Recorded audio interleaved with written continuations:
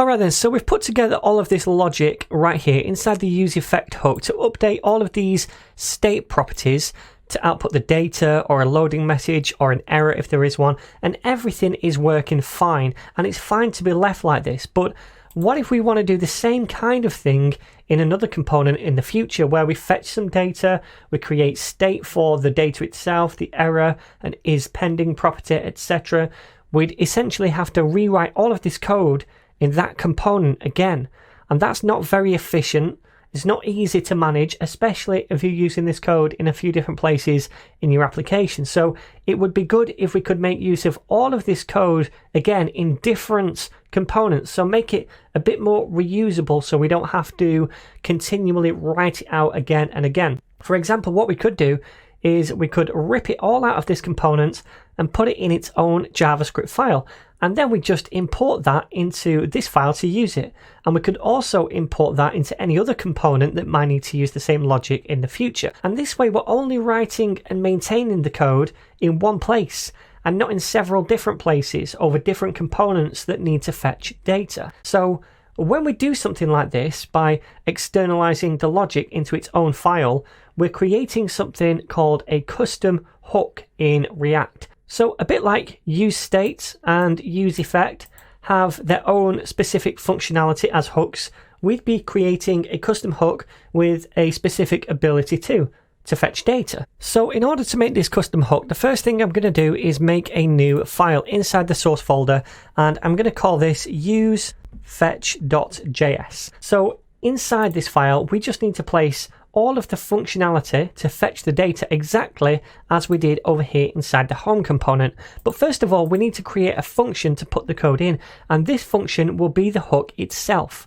So I'm going to say const, and I'm going to call this useFetch, the same as the file name, and set it equal to an arrow function. Now, custom hooks in React need to start with this word use, otherwise it won't work. So use something or other. In this case, use fetch. So now what I'm going to do is just copy and paste all of this logic right here. I'm going to grab that and come over here. And in fact, we need the use effect as well. So let me undo that and grab the whole thing right here, including the use effect.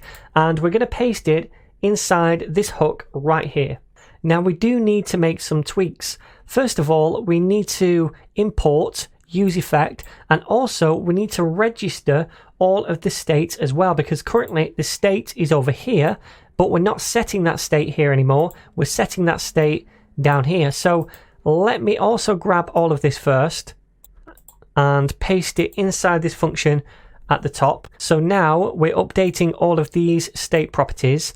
And also what I need to do is import useState and useEffect inside this file in order to use them. So let's do that as well. Import useState and also useEffect, and that is from React. Okay, so there's a couple more things I want to do. First of all, at the end of the whole file, we need to export this function. So we can say export default, and then it's useFetch, and that's so we can use this in other files in the future and other components. Let's get that right. Okay, so that's the first thing. The next thing I want to do is change this from blogs to be data, because I want to make this reusable. So in the future, if I'm using this hook to fetch data, it might be to fetch a different type of resource, for example, tags or categories. So it makes no sense to call it blogs all of the time. So let me change it right there. And also I want to change it down here where we try to set the blogs. It's now set data, and I think that's pretty much it. Yep. Okay. And by the way, it doesn't matter that we call this parameter data, even though this is called data, because this is a local version inside this function. So it doesn't matter that the names clash. All right, so I think the last thing I need to do is return some values from this function. So, you know, like when we call some kind of hook, over here, we have the useState, it returns some values, right? So we can do the same thing in our custom hooks. So at the bottom of the useFetch function, I'm going to return some values. Now what I'm going to do is return an object and place 3 values inside this object. Now the return value can be whatever you want, by the way. It could be an array like useState, or it could be a string or a boolean. In our case, it's an object with 3 properties in: the data, is pending, and error. Because when we use this useFetch hook inside another file in the future, we want to be able to grab those properties from the hook. That's what we want to get. So let's return first of all the data, then is pending, and also the error. So these 3 things. Okay, so there's one more thing I want to do, and that is to pass in the endpoint or the URL into the function rather than hard code it here. Because again, if we're using this useFetch hook in another file or a different component at some point, it might not always be to the same endpoint. So we don't want it to be hard coded right here. So I'm going to cut that, and instead we'll pass in a URL as a parameter, and that will be what we fetch. So this is going to be the endpoint, and we need to pass it into useFetch whenever we call it in the future. Now that also means that we're going to place the URL as a dependency to useEffect, and that means that whenever the URL changes, it's going to rerun this function to get the data for that endpoint. So that's pretty much this file done. All we need to do now is import this useFetch function inside our home components and then use it. So let's do that by saying const, and we want to destructure the 3 properties we get back returned. So data, is pending, and error.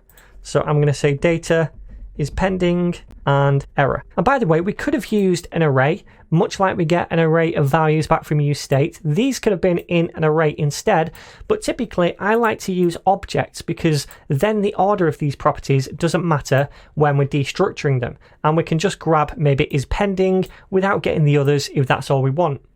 Anyway, let's set that equal to useFetch, click on this, and it should auto import it at the top.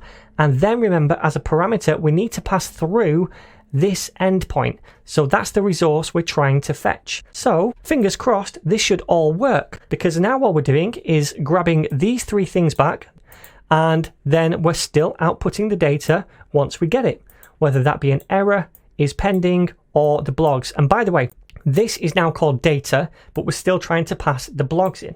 So what we could do is pass in the data here instead, and that would work. Or what we could do is name the data blogs inside this component by adding a colon, and then whatever we want to name it, so we can call it blogs, and that means grab the data but call it blogs in this context.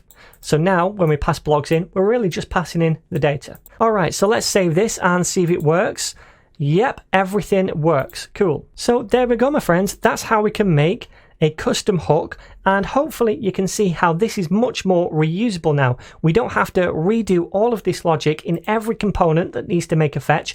All we need to do is 1 line of code. We pass the endpoint in, doesn't matter what it is, it's going to try and fetch that data and bring it back to us. We get a loading state and also an error if there is one, which we can use in that component. And it also means our components look a lot neater and tidier as well, and they're much easier to read.